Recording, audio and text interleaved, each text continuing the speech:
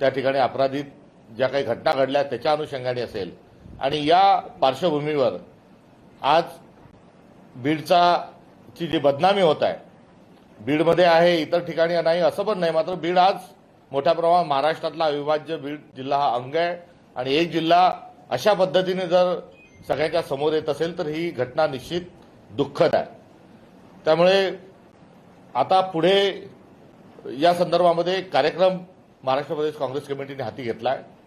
जागतिक महिला दिनाच्या दिवशी 8 मार्चला सद्भावना पदयात्रा ही बीड जिल्ह्यातून सुरू होत आहे आणि महिला दिनाच्या निमित्तानं बीडला अजून एक दुसरं जे वैशिष्ट्य दुसरं एक जो त्या ठिकाणचा एक डाटा आहे तो निश्चित कुठेतरी हा अंतर्मुख करणार आहे।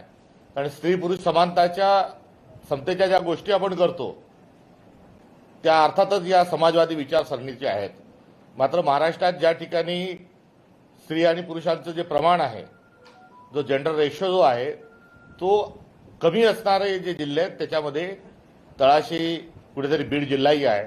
तर महिलांचा सन्मान करत असताना जागतिक महिला दिनाच्या निमित्तानं ज्या ठिकाणी महिलांच्या संदर्भात कुठेतरी भ्रूण हत्येचे प्रकरण पुढे आलेले आहेत, जिथे महिलांचा अनुपात हा पुरुषांच्या तुलनेत कमी आहे, अशा जिल्ह्यांमध्ये जाऊन महिला दिन साजरा करत असताना महिलांची लोकसंख्या जी आहे ही पुरुषांच्या बरोबरीत असली पाहिजे, तो अनुपात हा सुयोग्य स्वरूपाचा असला पाहिजे, हाही एक त्याला कामगार आहे। त्यामुळे मत्स्यजोग या ठिकाणून 8 तारखेला ही सद्भावना पदयात्रा महाराष्ट्र प्रदेश काँग्रेस कमिटीची सुरू होत आहे। एकूण 51 किलोमीटरचा या पदयात्रेचा एक मार्ग राहील। या दरम्यान एक दिवस मुक्काम रस्त्यातच त्या ठिकाणी पदयात्रेचा राहील आणि दुसऱ्या दिवशी बीड या शहरामध्ये या सद्भावना पदयात्रेचा समारोप होईल।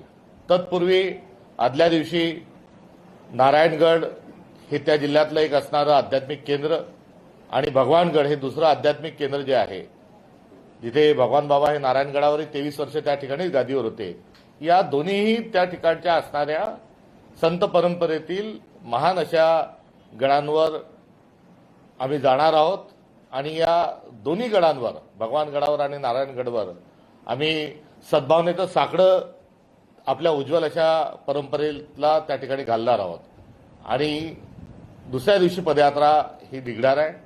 हा महत्वाकांक्षी आणि एक समाजभिमुख एक उपक्रम आहे आणि हा पक्ष पंथाच्या पलीकडे आहे।